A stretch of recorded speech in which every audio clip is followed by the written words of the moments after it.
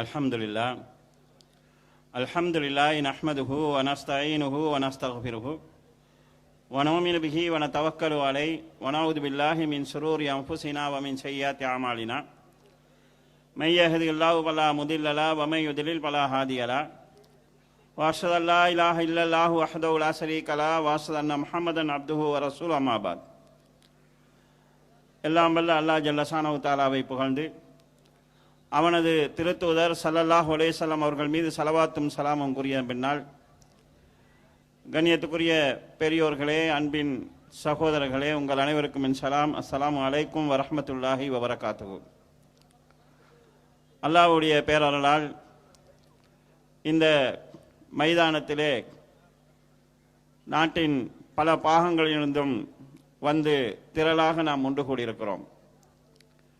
இந்த நிகழ்ச்சியிலே தவறாக புரிந்து கொள்ளப்பட்ட தௌஹீத் என்கிற தலைப்பில் உரையாற்றுமாறு நான் பணிக்கப்பட்டிருக்கிறேன். அன்பின் சகோதரர்களே, தௌஹீத் என்கிற இந்த சிந்தனை தான் உலக வரலாற்றில் பல்வேறுபட்ட மாற்றங்களை உருவாக்கி இருக்கிறது.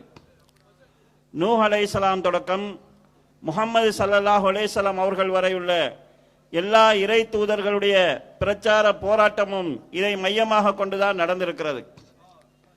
உலகில் இருந்த பல்வேறுபட்ட அநியாயக்கார அரசர்களுடைய மணிமுடிகளெல்லாம் இந்த சிந்தனைக்கு முன்னால் வீழ்ந்திருப்பதை நாம் பார்க்கிறோம். பல்வேறுபட்ட சமுதாயங்கள் அடிமைப்படுத்தப்பட்டிருந்த சூழ்நிலையில் அவர்களுடைய அடிமைத்துவ சங்கிலிகள் எல்லாம் இந்த ஏகத்துவ சிந்தனையின் மூலமாக உடை தெரியப்பட்டிருப்பதை நாம் பார்க்கிறோம். சமுதாயங்களுக்கு மத்தியிலே நிலவி வந்த ஏற்றத்தாழ்வுகள், தாழ்த்தப்பட்ட மக்களுடைய பிரச்சனைகள் எல்லாம் இந்த சிந்தனையின் அடிப்படையிலே சீர் செய்யப்பட்டிருப்பதை பார்க்கிறோம். இந்த அடிப்படையில் தௌஹீத் என்பது மிக மிக முக்கியமான இஸ்லாத்தினுடைய ஒரு அடிப்படை என்பதை நாம் புரிந்து கொள்ள வேண்டும். அல்லாஹ்வால் அனுப்பப்பட்ட இறை தூதர்கள் அத்தனை பேருமே தங்களுடைய மக்களுக்கு பிரச்சாரத்தை ஆரம்பிக்கிற போது, யா கௌம் இஅ்புதுல்லாஹ், என் சமுதாயமே நீங்கள் அல்லாஹ் ஒருவனை வணங்குங்கள், மாலக்கும் மின் இலாஹின் கைரு, அவனை விட்டால் உங்களுக்கு வேறு கடவுள் கிடையாது, இறைவன் கிடையாது. இதைத்தான் தங்களுடைய பிரச்சாரத்தினுடைய அடிப்படையாக ஆக்கியிருக்கிறார்கள். அல்லாஹ் அனுப்பிய இறை தூதர்கள் எல்லாருமே தங்களுடைய சமுதாயத்துக்கு பிரச்சாரம் செய்கிற போது, அனஅ்புதுல்லாஹ், அல்லாஹ் ஒருவனை வணங்குங்கள், வஜ்தனிபுத் தாகூத், அல்லாஹ் அல்லாமல் வணங்கப்படக்கூடிய அனைத்து சக்திகளையும் புறக்கணியுங்கள் என்பதைத்தான் போதனை செய்திருக்கிறார்கள். இந்த அடிப்படையில் எல்லா இறை தூதர்களுடைய பிரச்சாரத்தினுடைய அடிப்படையாக தௌஹீத் இருந்திருக்கிறது என்பதை நாம் புரிந்து கொள்ள வேண்டும். இந்த தௌஹீத் என்கிற சிந்தனை இன்று பல மக்களாலும் பல்வேறுபட்ட விதத்தில் தவறாக புரியப்பட்டிருக்கிறது. தௌஹீத் என்கிற போது இஸ்லாத்தினுடைய அடிப்படை கொள்கை தௌஹீத் என்கிற ஒரு சிந்தனை இருக்கிறது.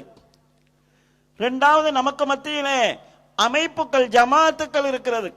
அந்தந்த ஜமாத்துகளுக்கு தௌஹீத் என்கிற பெயரிலே பேர் அமைக்கப்பட்டிருக்கிறது. ஆக இஸ்லாம் சொல்லக்கூடிய ஏகத்துவ சிந்தனை என்று ஒன்று இருக்கிறது, அதுவும் தவறாக புரியப்பட்டிருக்கிறது. இஸ்லாத்தின் பெயரில் இந்த தௌஹீதை முக்கியமாக மையமாக கொண்டு இயங்கக்கூடிய தௌஹீத் அமைப்புகள் இருக்கிறது. இந்த அமைப்புகளுடைய நடவடிக்கையும் தவறாக புரியப்பட்டிருக்கிறது. அந்த நடவடிக்கையின் காரணமாகவும் இஸ்லாம் தௌஹீத் தவறாக புரியப்பட்டிருக்கிறது. முஸ்லிம்களாலும் தௌஹீத் தவறாக புரியப்பட்டிருக்கிறது. முஸ்லிம் அல்லாத மக்களாலும் தௌஹீத் தவறாக புரியப்பட்டிருக்கிறது. எனக்கு வழங்கப்பட்டிருக்கக்கூடிய இந்த சொற்ப நேரத்திலே சில அடிப்படைகளை சுருக்கமாக உங்களுக்கு முன்னால் எடுத்து வைக்கலாம் என்று நினைக்கிறேன். அன்புக்குரிய சகோதரர்களே, முஸ்லிம் சமுதாயத்தில் இருக்கக்கூடிய சில அமைப்புகளினால் ஆரம்ப காலம் தொட்டே தௌஹீத் என்றால் என்ன அடிப்படை என்பது சொல்லப்பட்டிருக்கிறது. எப்படி சொல்லியிருக்கிறார்கள் என்றால், தௌஹீத் என்றால் அல்லாஹ் ஒருவன் தான் படைத்தவன், அல்லாஹ் தான் சக்தி மிக்கவன், அவனை தவிர வேறு சக்தி இல்லை என்று நம்புவதுதான் தௌஹீத் என்ற ஒரு பிரச்சாரம் செய்யப்பட்டிருக்கிறது.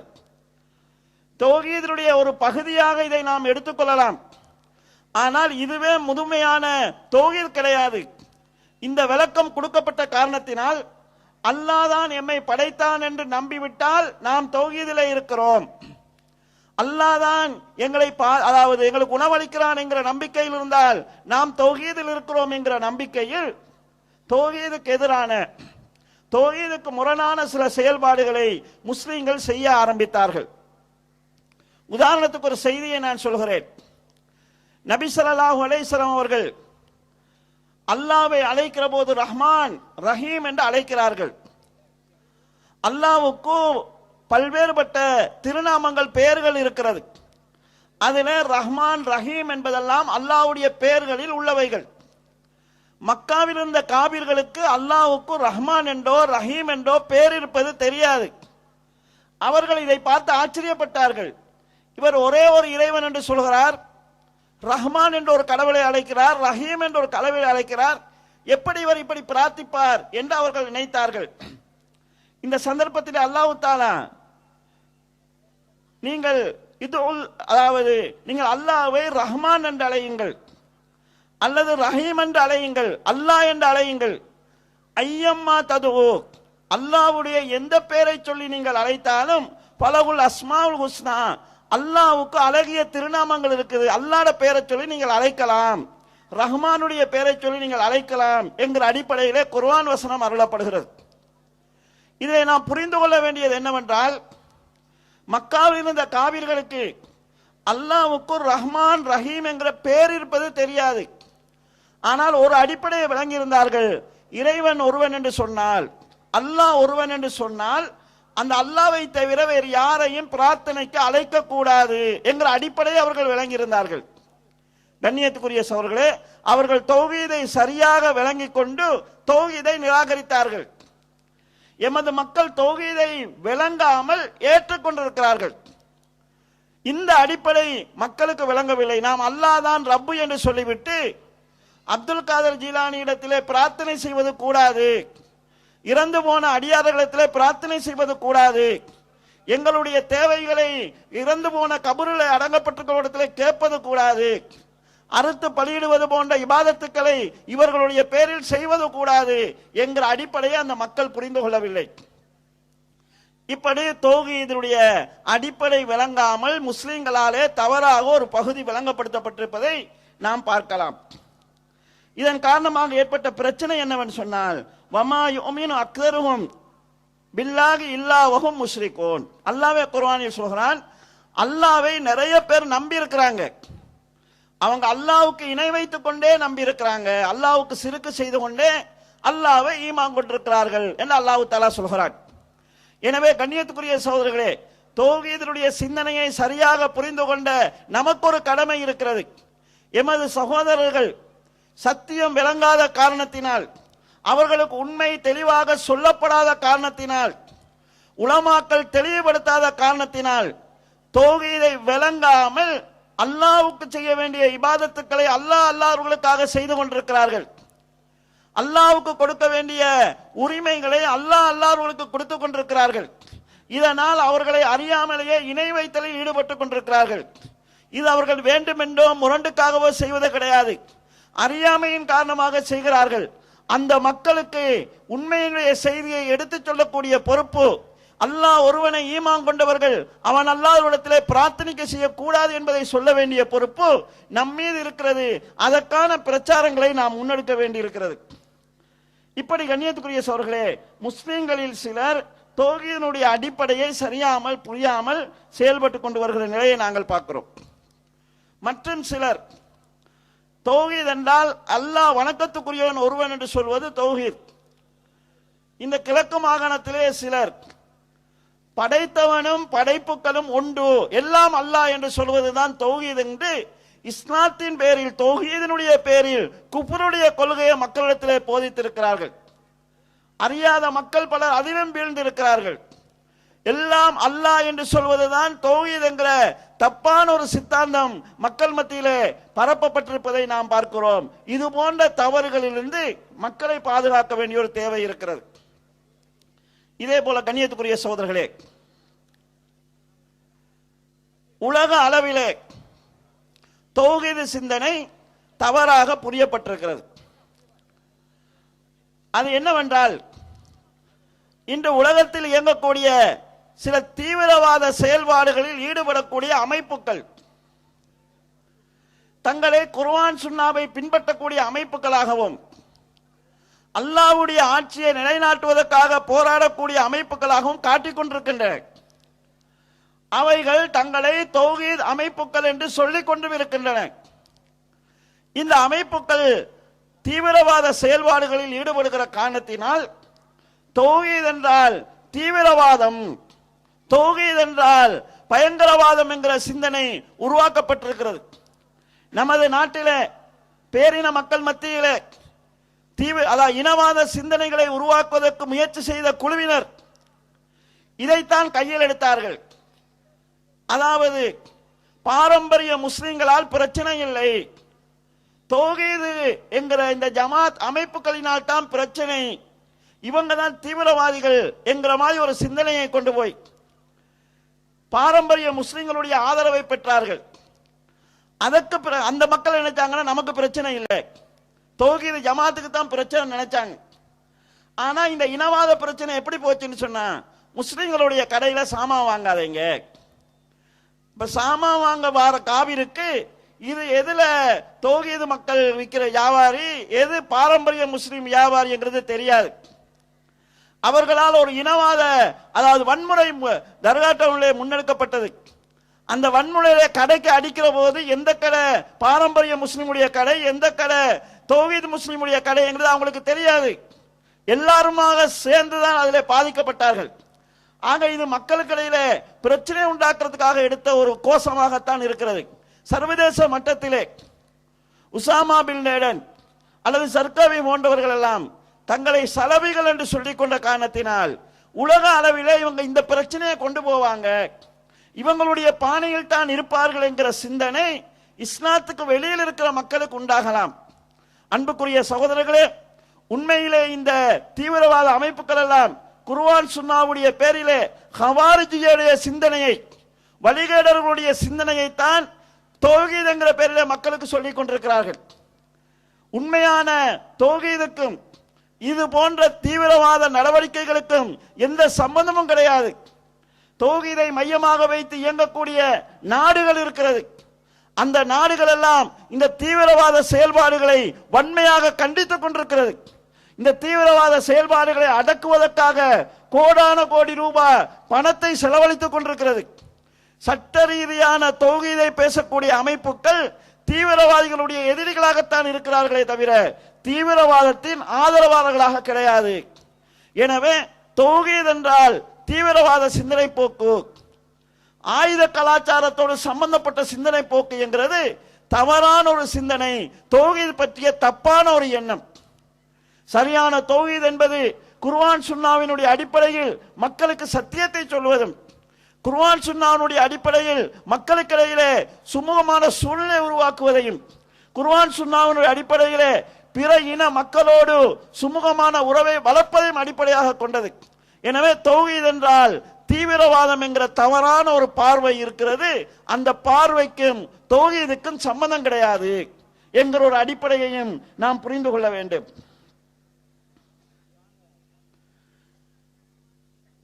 ஒன்று, முஸ்லிம்களில் சிலர் தௌஹீதை தவறாக விளங்கி தௌஹீதுக்கு எதிரான நடவடிக்கைகள் ஈடுபட்டிருக்கிறாங்க, அது அவங்களுக்கு தெரியாது. இவங்களை பொறுத்தளவு நம்ம தௌவா செய்து உண்மையான தௌஹீதை அவர்களுக்கு தெளிவுபடுத்த வேண்டியிருக்கிறது. இரண்டாவது, இஸ்லாத்துக்கு வெளியிலே இருக்கக்கூடியவர்கள் சர்வதேச நட்டத்திலே நடக்கக்கூடிய சண்டைகளை பார்த்துவிட்டு, குழு மோதல்களை பார்த்துவிட்டு, தௌஹீத் என்றால் இது போன்ற ஆயுத கலாச்சாரம் தான், இலங்கையிலே தௌஹீதை பிரச்சாரம் செய்கிறவங்களும் அங்கிருப்பது போன்ற ஒரு கலாச்சாரத்தை தான் இந்த நாட்டுக்குள்ள கொண்டு வருவார்கள் என்கிற தப்பான எண்ணத்துக்கு வருகிறார்கள். இதுக்கும் இஸ்லாத்துக்கும் சம்பந்தம் கிடையாது. இது இரண்டாவது விஷயம். மூன்றாவது, தௌஹீத் அமைப்புகள் சிலது இருக்கிறது, தௌஹீதுடைய பேரில் இயங்கக்கூடிய அமைப்புகள். இந்த அமைப்புகளும் தௌஹீத் என்கிற பேரிலே ஒரு கொள்கை பிரச்சாரத்தை செய்கிறது. அவர்களும் தௌஹீதுக்கு தவறான ஒரு சித்திரத்தை கொடுத்துக் கொண்டிருக்கிறார்கள், தௌஹீதுக்கு தவறான ஒரு வர்ணனையை கொடுத்துக் கொண்டிருக்கிறார்கள். இதையும் நாம் புரிந்து கொள்ள வேண்டும். சிலர் தௌஹீத் என்று சொன்னால் தமிழ்நாட்டு இறக்குமதி, இதுதான் தௌஹீத் என்கிற சிந்தனை போக்கில் இருக்கிறார்கள். தௌஹீத் என்றால் இஸ்லாத்தின் அடிப்படைகளில் ஒன்றாகிய ஆதாரபூர்வமான ஹதீஸ்களில் சிலரை நிராகரிப்பதுதான் உண்மையான தௌஹீத் என்கிற சிந்தனையை கொண்டு வந்திருக்கிறார்கள். குர்ஆனும் சுன்னாவும் தான் இஸ்லாத்தினுடைய அடிப்படை என்பது தௌஹீதினுடைய அடிப்படையான கொள்கை. ஆனால் இவர்கள் ஆதாரபூர்வமான சில ஹதீஸ்களை மறுப்பதுதான் தௌஹீதினுடைய அடிப்படை. அப்படி ஒருவர் மறுக்கவில்லை என்று சொன்னால் அவர் தௌஹீத்வாதியாக இருக்க மாட்டார் என்கிற சிந்தனை போக்கை சொல்லி இன்று ஹதீஸ் மறுப்பு கொள்கையை தௌஹீதுடைய பேரில் மக்கள் மத்தியிலே கொண்டு சென்று கொண்டிருக்கிறார்கள். அல்லாஹ்வுடைய தூதருடைய செய்திகளில் சிலரை குர்ஆனுக்கு முரண்படுகிறது, அறிவுக்கு முரண்படுகிறது, நடைமுறைக்கு முரண்படுகிறது, மனசுக்கு ஏற்றுக்கொள்கிற மாதிரி இல்லை என்பது போன்ற தப்பான காரணங்களை சொல்லி நிராகரிக்கிறார்கள். யார் அதை ஏற்றுக்கொள்கிறார்களோ, அந்த ஹதீஸ்களை ஏற்றுக்கொள்கிறார்களோ அவர்களை இஸ்லாத்தை விட்டும் வெளியே போனவர்கள் என்று விமர்சனம் செய்யக்கூடிய போக்கை நாங்கள் பார்க்கிறோம். இவர்கள் தௌஹீதுக்கு தவறான ஒரு அடிப்படையை கொடுத்துக் கொண்டிருக்கிறார்கள். இந்த கொள்கை தௌஹீதுடைய கொள்கையாக இருக்காது. இது வழிகட்ட சிந்தனையை மக்கள் மத்தியிலே பரப்புவதாக இருக்கும். இவங்களுடைய பார்வையிலே யாராவது ஒருவர் சூனியம் இருக்கிறது, அதற்கு தாக்கம் இருக்குது என்று சொன்னாலே இஸ்லாத்தை விட்டு வெளியே போயிடுவாரு என்கிற மாதிரியான ஒரு கொள்கையை தௌஹீதுடைய பேரில் சொல்லிக் கொண்டிருக்கிறார்கள். இதுவும் தௌஹீதை தவறாக விளங்கிய ஒரு சிந்தனை போக்கு. இந்த தவறான விளங்கிய சிந்தனை போக்கில் இருந்தும் நாம் மக்களை பாதுகாக்க வேண்டிய பொறுப்பு இருக்கிறது. இதையும் நாம் விளங்கிக் கொள்ள வேண்டும். அடுத்ததாக கண்ணியத்துக்குரிய சகோதரர்களே, இன்னும் சிலர் தௌஹீத் வட்டாரத்துக்குள்ளேயே சில மசாலாக்கள் இருக்கிறது, கருத்து வேறுபாடு கூடிய செயல்பாடுகள் இருக்கிறது. இந்த கருத்து வேறுபாடுகளை மையமாக வைத்து தௌஹீதை அடையாளப்படுத்துகிறார்கள். நாங்கள் இஸ்லாமிய வரலாற்றை எடுத்து பார்த்தால் சஹாபாக்களுக்கு மத்தியிலே கருத்து வேறுபாடுகள் இருந்திருக்கிறது. மசாலாக்களிலே ஃபிக்ஹுடைய விஷயங்களே கருத்து வேறுபாடு இருந்திருக்கிறது. அதை அவர்கள் பிரிவினைக்கான ஒரு அடிப்படையாக எடுத்தது கிடையாது. பிற்காலங்களிலே மார்க்கத்தை போதித்த குர்ஆன் சுன்னாவின் அடிப்படையிலே மக்களுக்கு போதனைகள் செய்த இமாம்களுடைய வரலாறுகளை எடுத்து பார்த்தால் அவர்களுக்கு மத்தியிலும் சில மசாலாக்களிலே ஃபிக்ஹுடைய விஷயங்களிலே கருத்து வேறுபாடுகள் இருந்திருக்கிறது.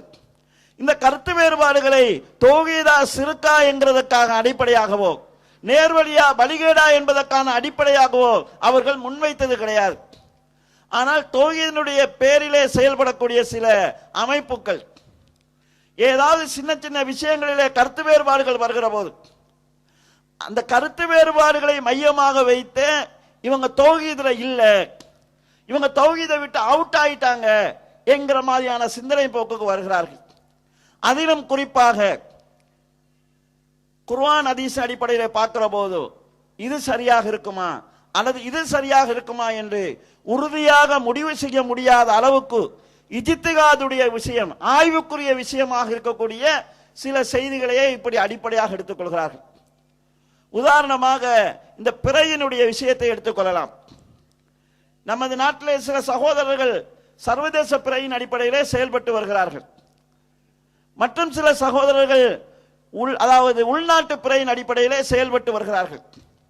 சர்வதேச பிறை தான் சரியானதா, உள்நாட்டு பிறை சரியானதா என்கிறது ஆய்வுக்குரிய ஒரு விஷயம். இது இஜ்திஹாதுக்குரிய ஒரு விஷயம். இதிலே நாம் உள்நாட்டு பிறை அடிப்படையிலே செயல்பட்டாலும் சர்வதேச பிறையின் அடிப்படையில் செயல்படுகிறவர்களை வழிகேடர்கள் என்கிற போதனை செய்ய முடியாது. அதே போன்று சர்வதேச பிறையின் அடிப்படையில் செயல்படுகிறவர்கள் உள்நாட்டு பிறையின் அடிப்படையிலே செயல்படுகிறவர்களை வழிகேடர்கள் என்று சொல்ல முடியாது. ஆனால் இன்று தௌஹீதுடைய பேரிலே செயல்படக்கூடிய சில அமைப்புகள் இது போன்ற இஜ்திஹாதுக்குரிய மசாலாக்களை வைத்து ஒருவரை தௌஹீதுவாதியா இல்லையா, நேர்வழியில் இருக்கிறவரா இல்லையா, இவர் சரியான வழியில் இருக்கிறாரா அவுட் ஆயிட்டாரா என்கிறதுக்கான அடிப்படையாக வைத்து அதை பிரச்சனையாக ஆக்கக்கூடிய சூழலை நாங்கள் பார்க்கிறோம். இதனால் அமைப்புகளுக்கு இடையிலே பித்னாக்கள் உண்டாகிறது, ஊருக்கடையில குழப்பங்கள் உண்டாகிறது. இதை பார்க்கிற போது தௌஹீதுக்கு ஒரு தவறான தௌஹீத் என்றால பிரச்சனை உண்டு பண்றதுதான் என்கிற தவறான ஒரு பார்வை உண்டாகிறது. எனவே கண்ணியத்துக்குரிய சகோதரர்களே, இந்த மசாலாக்களை வைத்து பிரச்சனை உண்டு பண்ணுவதற்கும் தௌஹீதுக்கும் சம்பந்தம் கிடையாது. ஆரம்ப காலத்தில் இந்த தௌஹீத் சிந்தனையை மக்களுக்கு தெளிவாக போதித்த இமாம் இப்னுல் கையும் ஜௌசி போன்ற அறிஞர்கள் எல்லாம் லா இன்கார ஃபி மசாயில் இஜ்திஹாதியா, ஆய்வுக்குரிய விஷயங்களில் யார் மாற்று கருத்தில் இருக்கிறார்களோ அவர்களுக்கு எதிரான பிரச்சாரம் செய்யக்கூடாது, எதிர்பிரச்சாரம் கூடாது என்று சொன்ன விஷயமே பிரச்சனைக்கும் பிரிவினைக்கும் காரணமாக அமைகிறது என்றால் இது தௌஹீது தவறாக புரியப்பட்டிருக்கிறது. எனவே இந்த போக்கும் தவறானது. இதே போன்று கண்ணியத்துக்குரிய சகோதரர்களே, தௌஹீத் சிந்தனையின் அடிப்படையில் குர்ஆன் சுன்னாவுக்கும் மாற்றமாக யாராவது ஒரு அறிஞர் சொன்னால் அந்த கருத்து மறுக்கப்படும், அந்த கருத்தை ஏற்றுக்கொள்ள முடியாது. குர்ஆன் சுன்னாவுக்கு உட்பட்டு யார் சொன்னாலும் அந்த கருத்துக்கு மரியாதை கொடுக்கப்படும். குர்ஆன் சுன்னாவுக்கு மாற்றமாக ஒரு இமாம் கருத்து சொன்னால் அந்த கருத்தை நாம் மறுப்பதினால் அந்த அறிஞரை புறக்கணிக்க வேண்டிய அவசியம் கிடையாது, அந்த இமாமை இழிவுபடுத்த வேண்டிய அவசியம் கிடையாது. சில நேரங்களில் தௌஹீத் அமைப்பில் இருக்கக்கூடிய சில பேச்சாளர்களுடைய பேச்சின் காரணமாக அல்லது சில இளைஞர்களுடைய நடவடிக்கையின் காரணமாக தௌஹீத் என்று சொன்னால் இமாம்களை கேவலப்படுத்துவது, அறிஞர்களை தூக்கி எறிந்து பேசுவது, இமாம்களை அவமதிப்பது, இதுதான் தௌஹீத் என்கிற ஒரு தவறான பார்வை ஏற்பட்டிருக்கிறது. இதுவும் தப்பானது. உண்மையான தௌஹீத் என்கிறது எல்லா அறிஞர்களுக்கும் உரிய மரியாதை கொடுப்பதுதான் உண்மையான தௌஹீத் என்பது. உண்மையான தௌஹீத் என்பது அறிஞர்களுக்கு மத்தியிலே பாரபட்சம் காட்டாது, எல்லா அறிஞர்களுடைய கருத்துக்களுக்கு முக்கியத்துவம் கொடுக்கப்படும். எந்த கருத்தாவது குர்ஆன் சுன்னாவுக்கு முரண் என்று காணப்பட்டால் அந்த இமாம் அவமதிக்கப்படாமல், அந்த இமாம் கேவலப்படுத்தப்படாமல், இந்த இமாமுக்கு இந்த ஹதீஸ் தெரியலையா என்கிற மாதிரியான செய்திகள் இல்லாமல் அந்த இமாமுடைய கருத்து மட்டும் மறுக்கப்படும். அந்த இமாமுக்கு அல்லாஹ் நாடினால் ஒரு கூலி கொடுப்பான், அவர் தவறாக சொன்னதை அல்லாஹ் மன்னிக்கணும் என்கிற நிலைப்பாட்டை எடுப்பதுதான் உண்மையான தௌஹீதாக இருக்கு. எனவே தௌஹீத் என்று சொன்னால் இமாம்களை அவமதிப்பது, கேவலப்படுத்துவது, புறக்கணிப்பது என்கிற சிந்தனை போக்கும் தவறானது. இந்த போக்குக்கும் தௌஹீதுக்கும் சம்பந்தம் கிடையாது. இதையும் நாங்கள் புரிந்து கொள்ள வேண்டும். அடுத்ததாக கண்ணியத்துக்குரிய சகோதரர்களே, தௌஹீது மக்களுக்கு மத்தியிலும் தௌஹீது பேச்சாளர்கள் அவர்களுக்கு மத்தியிலும் இருக்கக்கூடிய ஒரு பேச்சு நடைமுறை, பிரச்சார முறையினால் ஒரு தப்பான எண்ணம் ஏற்பட்டிருக்கிறது. எங்களோட சகோதரர்களுக்கு மத்தியிலும் அந்த எண்ணங்கள் இருக்கிறது. அதாவது தௌஹீத் பயான் என்று சொன்னால் அதுல யாரையாவது ஏசணும், யாரையாவது பேசணும், சவால் விடணும், விவாதத்துக்கு அழைக்கணும், அங்கு கரடுமுரடான வார்த்தைகள் சொல்லப்படணும், பேச்சாக முகத்திரைகள் கிழிக்கப்படணும், யார் மாற்று கருத்தில் இருக்கிறாங்களோ அவங்க கேவலப்படுத்தப்படணும், இழிவுபடுத்தப்படணும், பேச்சுங்கிறது பெரிய ஒரு ஜெதுபா இருக்கணும். இந்த மாதிரி இருக்குது. அப்படி இல்லாம பயான் செஞ்சா என்ன ஒரு உப்புச்சப்பு இல்லாம பயான் பண்ணிட்டு போனார். யாரையாவது ஏசலன்னு சொன்னா, யாரையாவது பேசலன்னு சொன்னா, யாரையாவது விவாதத்துக்கு அழைச்சி சொல்லலன்னு சொன்னா என்ன ஒரு காரம் இல்லாத ஒரு உப்புச்சப்பு இல்லாத பயானா இருக்குது. அப்படி இல்ல கருத்தை சொல்லிட்டு போனா கூட ஒரு நல்லவனான போக்குள்ள கருத்தை சொல்றாங்க, அடிச்சு சொல்லல, உடைச்சு சொல்லல, இந்த மாதிரி ஒரு போக்கு இருக்கிறது. கண்ணியத்துக்குரிய சோதர்களே, இஸ்லாமிய பிரச்சாரம் என்கிறது கரடு முரடாக இருக்க வேண்டும்ங்கிற அவசியம் கிடையாது.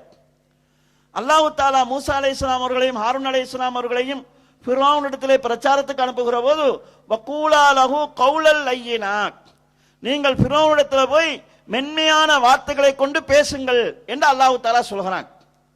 இந்த மென்மையான வார்த்தை என்று சொன்னால் சத்தியத்தை மறைப்பது என்கிற அர்த்தம் கிடையாது, மூடி மறைக்கிறது என்கிற அர்த்தம் கிடையாது. சத்தியத்தை தான் சொல்லணும், சொல்கிற வார்த்தை மென்மையாக இருக்கணும், சொல்கிற வார்த்தை சொஃப்டாக இருக்கணும், உண்மையை சொஃப்டா சொல்லணும். ஆனா எங்கட மக்கள் என்ன நினைக்கிறாங்கன்னா உண்மையை சொல்லணும், உரைக்க சொல்லணும், உண்மையை சொல்லணும், கன்னத்துல அரைஞ்ச மாதிரி சொல்லணும். இந்த மாதிரி ஒரு போக்கொண்டு எதிர்பார்ப்பு தௌஹீத் மக்களிடத்திலும் இருக்குது, பேச்சாளர்களிடத்திலும் அந்த மாதிரியான போக்கு இருக்கிறது. எனவே கண்ணியத்துக்குரிய சகோதரர்களே, தௌஹீத் என்கிறது இப்படி அதான் அடிச்சு பேசணும், உடைச்சு பேசணும், அடுத்தவங்களை அவமதிச்சு பேசணும், முகத்திரையை கிளைக்கணும், சாயம் வெளுக்க வைக்கணும், இந்த மாதிரியான சிந்தனை போக்கு இதுக்கும் தவறானது. நபி ஸல்லல்லாஹு அலைஹி வஸல்லம் அவருடைய வார்த்தை பிரயோகங்கள் மென்மையானதாக இருந்திருக்கிறது. ஆள் குறிப்பிடாம சில செய்திகளை சொல்லியிருப்பாங்க, இனம் குறிப்பிடாம ஒரு செய்திகளை சொல்லியிருப்பாங்க. சொப்டான வார்த்தைகளை பயன்படுத்த நாம் கற்றுக்கொள்ள வேண்டும். எங்களோட நடைமுறையிலே நாங்கள் பார்க்கிறோம், சில விஷயங்கள் ஆகமாக இருந்தாலும் நம்ம சொல்றது கிடையாது. நம்ம ஊர்ல இருந்து ஒரு பயணம் போக போறோம், உம்மா வாப்பாட்ட பயணம் போக போறத சொல்ல நேரத்தில் போறேன்னு சொன்னா உமாக்கு வாப்பாக்கெல்லாம் முகம் சுழிஞ்சு போறதை நாங்க பார்க்கிறோம். என்ன வாப்பா போறேன்னு சொல்லிட்டு போறாய், பெய்த்து வாரன்னு சொல்லிட்டு போயேன்னு சொல்லுவாங்க. வெளியே போறதுங்கிறது கெட்ட விஷயம் இல்லை, ஆனா அந்த போறது என்கிறது திரும்ப வாரதை குறிக்கல. எனவே அந்த வார்த்தையில ஒரு நல்ல அமையன்றதுக்காக பெய்த்து வாரேன்னு சொல்லுவாங்க. அப்படி இல்லைன்னு சொன்னா போகும்போது வாரேன்னு சொல்லிட்டு போக சொல்லுவாங்க. எதுக்குண்டா பாவிக்கிற வார்த்தை நல்ல வார்த்தையா இருக்கணுங்கிறதுக்காக. நான் வாரேன்னு சொல்லிட்டு போனா அது அர்த்தம் என்னன்னு சொன்னா, உதாரணமா நான் உங்க வீட்டுக்கு வந்துட்டேன், பயணம் நான் ரெடி ஆகிட்டு வாரேன்னு சொல்லுவேன். நான் வீட்டில் இருந்து கொண்டு என்ன வாரேன்னு சொல்றேன்னா, நான் திரும்ப வாரதாக இருந்தா போகணும். போறேனுங்கிற வார்த்தைக்கு பகரமாக வருகிறேனுங்கிற வார்த்தையை நாம் சொல்கிறோம். ரெண்டு பேர் சந்திச்சு கதைக்கிற போது கதைச்சு முடிஞ்சு சந்திப்போம்னு சொல்லிட்டு பிரிவோம். எதுக்கு நம்ம சந்திப்போம்னு சொல்றோம்னு சொன்னா, பிறகு நான் சந்திக்கிறதாக இருந்தா இப்ப பிரியணும், நான் பிரிய போறேன் என்று சொல்றதை தான் சந்திப்போம்ங்கிற வார்த்தையில சொல்றோம். அப்ப பிரியறதுங்கிற வார்த்தை சரியில்லை, அதனால நம்ம உண்மையிலே பிரிஞ்சு போக போறோம்னு சொன்னாலும் பிரிதல்ங்கிற வார்த்தையை சொல்லாம சந்திக்கிறங்கிற வார்த்தையை சொல்லுவோம். இப்படி நாங்க பார்க்கிறோம். சொப்டான வார்த்தை நல்ல வார்த்தையை சொல்ல வேண்டும் என்று நபி ஸல்லல்லாஹு அலைஹி வஸல்லம் அவர்களும் கனிவான வார்த்தைகளை பயன்படுத்தி மக்களோடு பேசி இருக்கிறாங்க. எனவே தௌவா களத்தில் நல்லதை சொல்ல வேண்டும், உண்மையை சொல்ல வேண்டும், நல்ல வார்த்தைகளை பயன்படுத்தி சொல்ல வேண்டும். மக்களை விரட்டுவது என்கிறது தௌஹீத் கிடையாது, மக்களை இழிவுபடுத்துவது என்கிறது தௌஹீத் கிடையாது. எனவே இந்த ஒரு அடிப்படையையும் நாம் புரிந்து கொள்ள வேண்டியிருக்கிறது. அடுத்ததாக கண்ணியத்துக்குரிய சகோதரர்களே, தௌஹீதினுடைய ஒரு அடிப்படையை நாம் புரிய வேண்டியிருக்கிறது.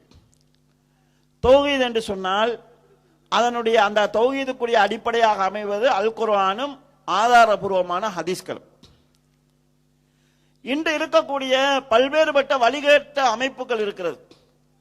அவங்க ஏதாவது ஒரு வழிகட்ட கொள்கையை சொல்றாங்க.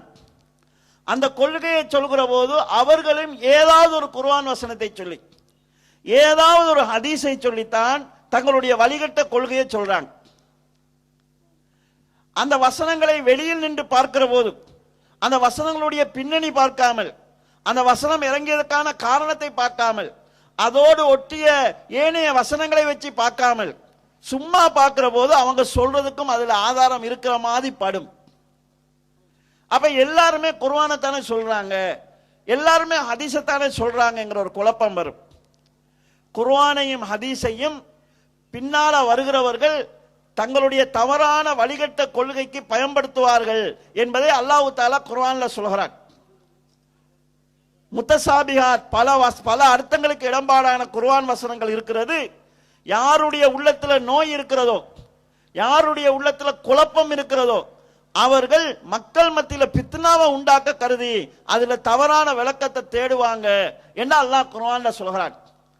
அப்ப உண்மையான தௌஹீதை நம்ம அறிஞ்சு கொள்வதாக இருந்தால், அந்த வழியை விட்டு நம்ம தவறி போகாம எங்களை பாதுகாத்துக் கொள்வதாக இருந்தால் ஒரு அடிப்படை இருக்கிறது சகோதரர்களே, அதை நாம் ஊண்டி கவனிக்க வேண்டியிருக்கிறது. அதுதான் குர்ஆன் சுன்னாவை நாம் எப்படி புரிந்து கொள்வது, எந்த அடிப்படையில் புரிந்து கொள்வது. அவரவர் விளங்கிய அடிப்படையில் புரிஞ்சு கொள்ளலாமா? சில பேர் சொல்லலாம், குர்ஆனையும் ஹதீஸையும் எங்கட ஜமாத்துக்குன்னு சில தலைவர்கள் இருக்கிறாங்க, அவங்க பார்த்துட்டு அதுக்கு முடிவு சொல்லுவாங்க. அவங்க எங்களுடைய ஜமாத்து தலைவர் எந்த அடிப்படையில் குர்ஆன் சுன்னாவை புரிந்து கொண்டாரோ அதுதான் குர்ஆன் சுன்னா, இப்படி சிலர் நினைக்கலாம். இன்னும் சிலர் எங்களுக்குன்னு ஒரு மசூரா சபை இருக்குது, அந்த மசூரா சபை குர்ஆன் சுன்னாவை புரிஞ்சு கொண்டதுதான் எங்களுக்கு குர்ஆனை புரிஞ்சு கொள்வதற்கான வழிமுறைன்னு சொல்லலாம். இன்னும் சிலர் எங்களுக்குன்னு ஒரு அறிஞர் இருக்கிறார், அவர் குர்ஆனுக்கு என்ன விளக்கம் சொல்றாரோ அதுதான் குர்ஆன், ஹதீஸுக்கு என்ன விளக்கம் வர சொல்றாரோ அதுதான் ஹதீஸ் என்கிற ஒரு முடிவுக்கு வரலாம். இன்னும் சிலர் நான் குர்ஆனை எப்படி விளங்கிக்கிறேனோ, நான் ஹதீஸை எப்படி விளங்கிக்கிறேனோ அதுதான் எனக்கு மார்க்கம்னு சொல்லலாம். இதெல்லாம் சேஃப்டியானதா, பாதுகாப்பானதா? இதை விட பாதுகாப்பான ஒரு வழிமுறை இருக்குதா? இதை நாம் பார்க்க வேண்டும். இதை விட பாதுகாப்பான ஒரு வழிமுறை இருக்கிறது, அதுதான் குர்ஆனையும் சுன்னாவையும் அல்லாஹ்வால் பொருந்திக் கொள்ளப்பட்ட சஹாபாக்கள் எப்படி அணுகினார்களோ, எந்த அடிப்படையில் புரிந்து கொண்டார்களோ அந்த அடிப்படையில் புரிந்து கொண்டு அதையே எங்களுக்கான வழியாக பேஸாக அமைத்துக் கொண்டு வாழ்வதுங்கிறது பாதுகாப்பானது. ஒரு தனிநபருடைய சிந்தனையை விட, ஒரு தனி அமைப்பினுடைய சிந்தனையை விட, அல்லது ஒரு அமைப்பினுடைய மசூரா சபையினுடைய சிந்தனையை விட, அல்லது சராசரி ஒவ்வொரு மனிதனுடைய தனிப்பட்ட முடிவுகளையும் விட சஹாபாக்களுடைய ஏகோபித்த பார்வை என்கிறது பாதுகாப்பானது. இந்த அடிப்படையிலே குர்ஆனையும் சுன்னாவையும் நாம் புரிந்து கொண்டு போனால் மார்க்கத்தின் பேரில் தவறான சிந்தனைகள் எங்களுக்குள் நுழைவதை நாங்கள் பாதுகாக்கலாம். இதற்கான சில ஆதாரங்களை சுருக்கமாக இந்த இடத்திலே முன்வைக்கலாம் என்று நான் நினைக்கிறேன். கண்ணியத்துக்குரிய சகோதரர்களே, ஏன் நாங்கள் குர்ஆனையும் சுன்னாவையும் புரிந்து கொள்வதற்கு சஹாபாக்களுடைய புரிதலுக்கு, அவங்க போன வழிக்கு முக்கியத்துவம் கொடுக்க வேண்டும்? அல் குர்ஆனிலே அல்லாஹ் தஆலா சொல்கிறான், வஅன்ஸல்னா இலைக்க ذிக்ர லிதுபையின லின்னாஸி மா நுஸில இலைஹிம்.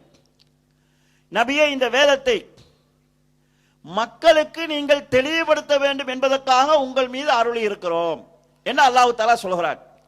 நபியே, குர்ஆனை உங்கள் மீது நாங்கள் அருளி இருக்கிறோம், ஏனென்றால் இதை நீங்கள் மக்களுக்கு தெளிவுபடுத்த வேண்டும். குர்ஆனை நபி ஸல்லல்லாஹு அலைஹி வஸல்லம் அவர்கள் மக்களுக்கு தெளிவுபடுத்த வேண்டும் என்கிறது அல்லாஹ்வுடைய கட்டளை. இந்த கட்டளையை ரசூலுல்லாஹ் செஞ்சாங்களா இல்லையான்னு கேட்டா நிச்சயமா செஞ்சாங்க. நபி அவர்கள் குர்ஆனை விளங்கப்படுத்திய அந்த மனிதர்கள் யார்? காபிர்களா?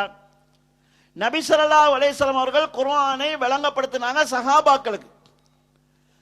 அப்ப நபி ஸல்லல்லாஹு அலைஹி வஸல்லம் அவர்களினால் நேரடியாக குர்ஆனுடைய விளக்கம் சொல்லப்பட்ட சமுதாயம் சஹாபா சமுதாயம்.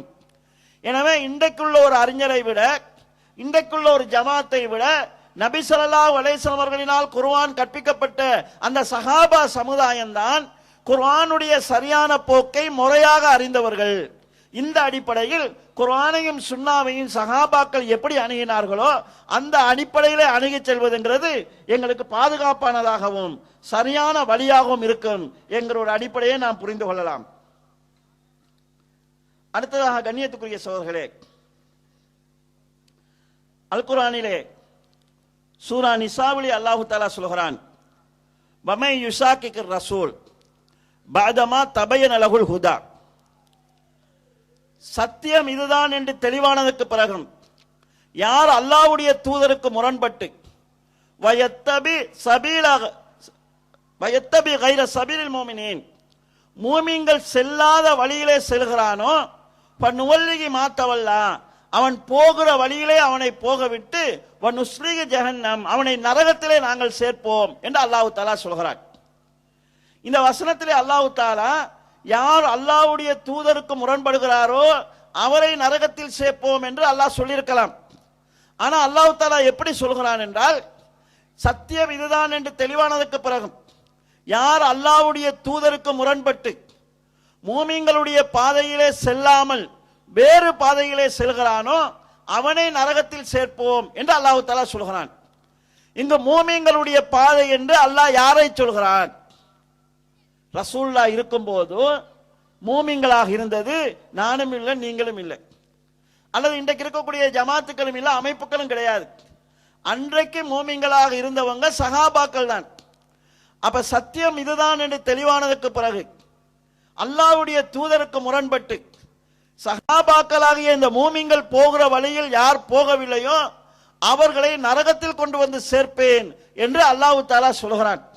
இந்த அடிப்படையில் பார்க்கிற போதும் சஹாபாக்கள் போன வழி எது, அந்த குர்ஆனையும் சுன்னாவையும் அணுகிய முறை என்ன, இதை புரிந்து செயல்படுவதுங்கிறது எங்களை வழிகேடுகள் என்று பாதுகாக்கிற ஒரு அமைப்பாக ஒரு போக்காக இருக்கும். இந்த அடிப்படையையும் நாம் புரிந்து கொள்ள வேண்டும். அடுத்ததாக கண்ணியத்துக்குரிய சகோதரர்களே, அல் குர்ஆனிலே பல இடங்களிலே அல்லாஹ் தஆலா சஹாபாக்களுடைய ஈமானை உறுதிப்படுத்தி இருக்கிறான். சூரா பக்ராவிலே அல்லாஹ் தஆலா சொல்கிறான், ஆமனர் ரசூல் பிமா உன்சில இலைஹி மிர் ரப்பிஹி வல் முஃமினூன்.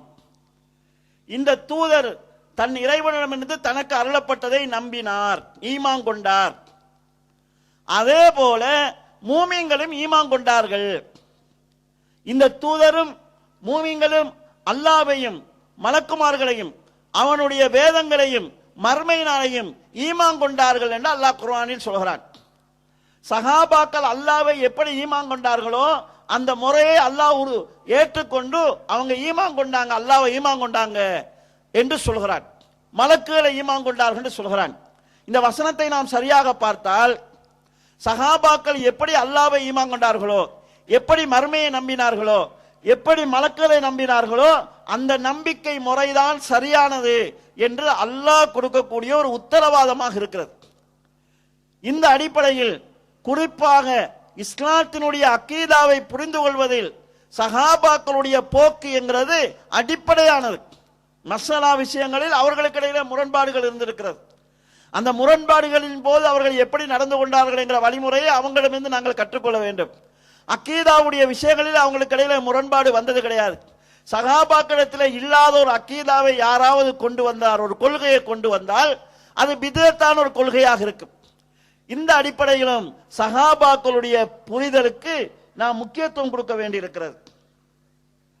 அல் குர்ஆனிலே அல்லாஹு தஆலா சஹாபாக்களை பற்றி சொல்கிற போது ரலியல்லாஹு அன்ஹும் வரது அன், இந்த சஹாபாக்கள் அல்லாஹ்வை பொருந்திக் கொண்டார்கள், அல்லாஹ்வும் அவர்களை பொருந்திக் கொண்டான் என்று குர்ஆனிலே சொல்கிறான். இதைத்தான் நாங்கள் ஒவ்வொரு சஹாபியினுடைய பெயரை சொல்கிற போதும் ரலியல்லாஹு அன்ஹு என்று அவங்களுக்காக துஆவாக செய்கிறோம்.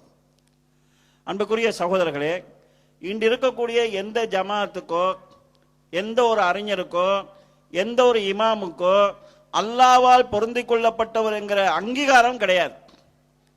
அல்லாஹ்வால பொருந்திக் கொள்ளப்பட்ட ஒரு சமுதாயம் எந்த போக்குல போனாங்களோ, எந்த பாதையில போனாங்களோ, எந்த நிதானத்தோடு போனார்களோ அதை மையமாக கொண்டு போவதுங்கிறது எங்களுக்கு அல்லாஹ்வுடைய பொருத்தத்தை தான் தருமே தவிர அல்லாஹ்வுடைய அதிருப்தியை தராது.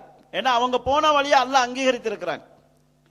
எனவே நாங்கள் இன்று குர்ஆனையும் சுன்னாவையும் புரிவதற்கான பாதுகாப்பான வழி என்ன என்று பார்த்தோம் என்றால் இந்த சஹாபாக்கள் போன வழி என்கிறது பாதுகாப்பான ஒரு அடிப்படை என்பதை இதிலிருந்து நாம் புரிந்து கொள்ளலாம். குர்ஆனில் வரக்கூடிய மற்றும் பல செய்திகளும் இந்த அடிப்படையை நமக்கு சொல்லித் தருகிறது. அல் குர்ஆனிலே அல்லாஹு தஆலா நபி ஸல்லல்லாஹு அலைஹி வஸல்லம் அவர்களை பார்த்து சொல்கிறான், நபியை இந்த மக்களை பார்த்து சொல்லுங்கள், குல் ஹாதிஹி சபீலி, இதுதான் எனது நேரான வழி, அதுஉ இலல்லாஹி அலா பஸீரத்தின் அன வமனித்தபானி, நானும் என்னை பின்பற்றுகிறவர்களும் தெளிவான அத்தாட்சியில் நின்று, தெளிவான அடிப்படையில் நின்று உங்களை அல்லாஹ்வின் பால் அழைக்கிறோம் என்று நபியே நீங்கள் மக்களுக்கு சொல்லுங்கள் என அல்லாஹு தஆலா சொல்கிறான். இங்கு நபிக்கு ஒரு கட்டளை சொல்லப்படுகிறது. நான் தெளிவான பாதையில் இருக்கிறேன் என்று நீங்கள் சொல்லுங்கள் என்று அல்லாஹ் சொல்லாமல், நானும் என்னை பின்பற்றுகிறவர்களும் தெளிவான ஒரு பாதையில் இருக்கிறோம் என்று நபியே நீங்கள் மக்களுக்கு சொல்லுங்கள் என்று அல்லாஹ் தஆலா சொல்கிறான். இந்த வசனம் இறங்குகிற போது ரசூலுல்லாவோடு இருந்த அவர்களை பின்பற்றினவர்கள் யார் என்று கேட்டால் சஹாபாக்கள் தான். அப்ப நபியை பார்த்து அல்லாஹ் சொல்கிறான், நானும் எனது தோழர்களாகிய சஹாபாக்களும் தெளிவான ஒரு அடிப்படையில் இருக்கிறோம், இருந்து கொண்டு உங்களை சத்தியத்தில் அல்லாஹ்வின் பால் அழைக்கிறோம் என்று நபியை நீங்கள் சொல்லுங்கள் என்று அல்லாஹ் சொல்கிறான். ஆக சஹாபாக்கள் இருந்த வழி என்கிறது அலா பஷீரா, தெளிவான அடிப்படை என்று குர்ஆன் ஒரு உத்தரவாதம் கொடுக்கிறது. எனவே குர்ஆனின் மூலமாக தெளிவான அடிப்படையில் இருந்தவர்கள் என்று உத்தரவாதம் கொடுக்கப்பட்ட சஹாபாக்களுடைய அந்த அணுகுமுறையிலே நாம் குர்ஆன் சுன்னாவை அணுகினால் நாமும் தெளிவான அடிப்படையில் இருப்பதாக இருக்கும்.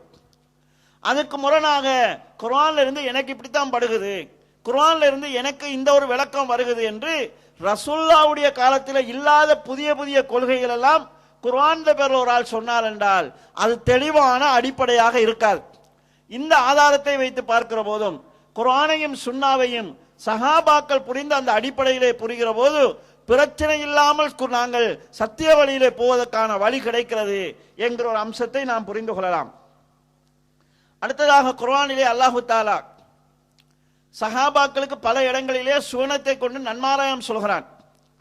ஒரு இடத்திலே அல்லாஹு தஆலா ஆரம்ப காலத்திலே இஸ்லாத்தை ஏற்றவர்களை பற்றியும் மக்கா வெற்றிக்கு பிறகு இஸ்லாத்தை ஏற்றவர்களை பற்றியும் சொல்கிற போது ஆரம்ப காலத்திலே இஸ்லாத்தை ஏற்றி இஸ்லாத்துக்காக செலவு செய்தவர்களுக்கு மக்கா வெற்றியின் போது இஸ்லாத்தை ஏற்றவர்கள் சமமாக மாட்டார்கள் என்பதை சொல்லிவிட்டு வக்குல்லம் வஅதல்லாஹில் ஹுஸ்னா, ஆரம்பத்தில் இஸ்லாத்தை ஏற்றவர்கள், பின்னால் இஸ்லாத்தை ஏற்றவர்கள் அனைவருக்குமாக அல்லாஹ் தஆலா ஹுஸ்னா என்கிற சுவனத்தை வாக்களிக்கிறான் என்று குர்ஆனிலே சொல்கிறான். சஹாபாக்கள் சுவனத்துக்குரியவர்கள் என்று வாக்களிக்கப்பட்டவர்கள் என்று இந்த வசனம் சொல்கிறது. அப்ப சுவனத்துக்குரியவர்கள் என்று அல்லாஹ்வினால் உத்தரவாதப்படுத்தப்பட்டவர்கள். போன வழி என்றது சுவனத்துக்கு போகிற வழியாக இருக்குமே தவிர நரகத்துக்கு போகிற ஒரு வழியாக இருக்காது. இந்த அடிப்படையிலும் அந்த சஹாபாக்கள் என்ன ரூட்ல போனாங்க, எந்த அடிப்படையை வைத்து மார்க்கத்தை புரிந்து கொள்ள முற்பட்டார்கள் என்பதை நாம் புரிந்து செயல்படுவதுங்கிறது எங்களுக்கு பாதுகாப்பாக இருக்கும். இதே போல அல் குர்ஆனிலே அல்லாஹ் தஆலா பல இடங்களிலே நபியினுடைய பணியை சொல்கிற போது சஹாபாக்களுக்கு வயல்லிமுல் கிதாப வல் ஹிக்மா, குர்ஆனையும் ஹதீஸையும் இந்த சஹாபாக்களுக்கு கற்றுக் கொடுப்பார். வயுஸக்கீஹிம், குர்ஆன் சுன்னாவின் அடிப்படையில் அவர்களை பரிசுத்தப்படுத்துவார், பயிற்சி கொடுப்பார் என்று அல்லாஹ் தஆலா சொல்கிறான். குர்ஆனும் சுன்னாவும் நபியின் மூலமாக சஹாபாக்களுக்கு கற்பிக்கப்பட்டிருக்கிறது. வெறும் போதனையாக மட்டுமல்ல, குர்ஆன் சுன்னாவின் அடிப்படையில் சஹாபாக்கள் பயிற்றுவிக்கப்பட்டிருக்கிறார்கள், பரிசுத்தப்படுத்தப்பட்டிருக்கிறார்கள். அப்ப குர்ஆனை எப்படி நடைமுறைப்படுத்த வேண்டும், ஹதீஸை எப்படி நடைமுறைப்படுத்த வேண்டும் என்பதற்கான பயிற்சி ரசூலுல்லாஹ் மூலமாக சஹாபாக்களுக்கு தான் கொடுக்கப்பட்டிருக்கிறது. குர்ஆன் சுன்னாவை பின்பற்றுவதற்கான அல்லாஹ்வுடைய தூதராலேயே பயிற்சி கொடுக்கப்பட்ட ஒரு சமுதாயமாக இந்த சஹாபாக்கள் சமுதாயம் இருக்கிறது. எனவே இந்த அடிப்படையில் பார்க்கிற போதும் அவர்கள் குர்ஆன் சுன்னாவை எப்படி புரிந்து கொண்டார்களோ அந்த அடிப்படையில் புரிந்து கொள்வதுங்கிறது எங்களுக்கு பாதுகாப்பாக இருக்கு. இவ்வாறு பல ஆதாரங்களை நாம் சொல்லலாம். இறுதியாக ஒரு செய்தியை சொல்கிறேன். அல் குர்ஆனிலே அல்லாஹ் தஆலா சொல்கிறான், வஸ்ஸாபிகூனல் அவ்வலூன மினல் முஹாஜிரீன வல் அன்சார், முஹாஜிர்கள் அன்சார்கள் இவர்களில் ஆரம்பத்தில் இருந்த இவர்களை அல்லாஹ் பொருந்திக் கொண்டான். வல்லதீன இத்தபகும் பிஹ்சான், இந்த முஹாஜிர்கள் அன்சார்களை யார் சரியான வழியிலே பின்பற்றினார்களோ அவர்களையும் அல்லாஹ் பொருந்திக் கொண்டான். ரலியல்லாஹு அன்ஹும் வரது அன், அவர்களையும் அல்லாஹ் பொருந்திக் கொண்டான், அவர்களும் அல்லாஹ்வை பொருந்திக் கொண்டார்கள். அல்லாஹ் அவர்களுக்கு சுவனத்தை தயார் பண்ணி இருக்கிறான் என்று குர்ஆனிலே அல்லாஹ் தஆலா சொல்கிறான். முஹாஜிர்களையும் அன்சார்களையும் முறையாக பின்பற்றுகிறவர்கள், சரியான வழியிலே பின்பற்றுகிறவர்களுக்கு அல்லாஹ்வுடைய திருப்தி இருக்கிறது என்று இந்த வசனம் சொல்கிறது. ஆக இந்த அடிப்படைகளை வைத்து பார்க்கிற போது குர்ஆன் சுன்னா தான் தௌஹீதினுடைய அடிப்படை.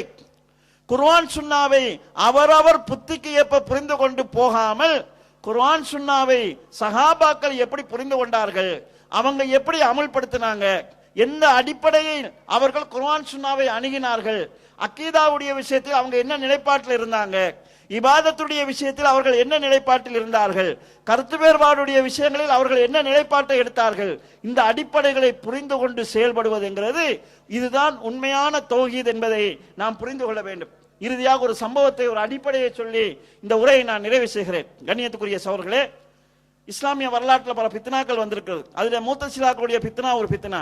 அவங்க என்ன செஞ்சாங்கன்னா குர்ஆன் படைக்கப்பட்டது என்று சொல்லி, குர்ஆன் படைக்கப்பட்டது என்பதுதான் இஸ்லாத்துடைய அடிப்படை கொள்கை என்றும் சொன்னார்கள். அவர்களுக்கு எதிராக இமாம் அஹ்மத் பின் ஹம்பல் ரஹ்மத்துல்லாஹி அவங்க ஒரு கேள்வி கேட்டாங்க. அந்த கேள்வி ஒரு அடிப்படையான கேள்வி. அவங்க முத்தசிலாக்களை பார்த்து கேட்டார்கள், குர்ஆன் படைக்கப்பட்டது என்றும் அதுதான் இஸ்லாத்துடைய அடிப்படை என்றும் நீங்கள் சொல்கிறீர்கள், இதை ஏற்றுக்கொண்டால் ஒருவன் முஸ்லீம் என்றும் ஏற்காவிட்டால் காவிர் என்று நீங்கள் சொல்கிறீர்கள், குர்ஆன் படைக்கப்பட்டது என்கிற இந்த கொள்கை ரசூலுல்லாஹ்வுக்கு தெரியுமா, சஹாபாக்கள் அபூபக்கர் உமர் உஸ்மான் இவங்களுக்கு தெரியுமான்னு கேட்கிறாங்க. அவங்களுக்கு தெரியும்டா அவங்க சொன்னதுக்கான ஆதாரத்தை காட்டுங்க. அவங்களுக்கு தெரியாதுண்டா ஏன் தெரியாது, அவங்களுக்கு தெரியாது உங்களுக்கு எப்படி தெரிஞ்சிச்சு, இதை நீங்க சொல்லுங்க என்கிற அடிப்படையில் ஒரு கேள்வி எடுக்கிறாங்க. இஸ்லாத்தின் பேரில் என்ன கொள்கை வந்தாலும் இந்த கேள்வியை நாங்கள் கேட்க வேண்டும். இது ரசூலுல்லாஹ்வுக்கு தெரியுமா, அபூபக்கர் உமர் உஸ்மான் அலி ரலியல்லாஹு அவங்களுக்கு தெரியுமா, அவங்களுக்கு தெரியலன்னா அது இஸ்லாமா இருக்காது. இந்த அடிப்படையிலே இஸ்லாத்தின் பேரில் வரக்கூடிய புதிய கொள்கைகளை புரிந்து கொள்வதற்கு சஹாபாக்களுடைய இந்த அணுகுமுறை என்கிறது எங்களுக்கு அவசியமானது. எனவே கண்ணியத்துக்குரிய சகோதரர்களே, குர்ஆனையும் சுன்னாவையும் சஹாபாக்கள் ரசூல் ஸல்லல்லாஹு அலைஹி வஸல்லம் போற்றப்பட்ட சிறந்த 3 நூற்றாண்டுகள் இருக்கிறது. இவங்க எப்படி சலபு சாலிங்கிற சஹாபாக்களுடைய வழி நின்ற நல்லறிஞர்கள் எப்படி புரிந்து கொண்டார்கள் என்கிற அடிப்படையை புரிந்து கொண்டு அந்த அடிப்படையில் செல்வதுங்கிறது சரியான தௌஹீதாக இருக்கும்.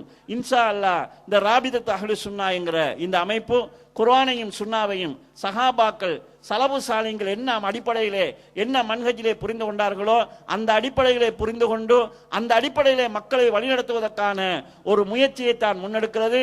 இஸ்லாத்தின் பேரில் தீவிரமான சிந்தனை போக்கும் இல்லாமல், இஸ்லாத்தின் பேரில் குர்ஆன் சுன்னாவை புறக்கணிக்கக்கூடிய பொடுபோக்கும் இல்லாமல் ஒரு நடுநிலையான போக்கிலே மக்களை வழிநடத்துவதற்கான ஒரு முன்னெடுப்பை நாம் செய்கிறோம். அந்த முன்னெடுப்பிலே இந்த பணியிலே நீங்கள் எல்லாம் ஆர்வத்தோடு வந்து கலந்திருப்பது போல் தொடர்ந்தும் இந்த பிரச்சாரத்தை முன்னெடுப்பதற்கும் மக்களை குர்ஆன் சுன்னாவினுடைய அடிப்படையிலே நடுநிலையான போக்களை வழிநடத்துவதற்கும் ஒத்துழைப்பு நல்குமாறு வேண்டி எனது இந்த உரையை நிறைவு செய்கிறேன். வாஹிரு தௌவானா அல்ஹம்துலில்லாஹி ரப்பில் ஆலமீன். வஸ்ஸலாமு அலைக்கும் வரஹ்மத்துல்லாஹி வபரகாத்துஹு.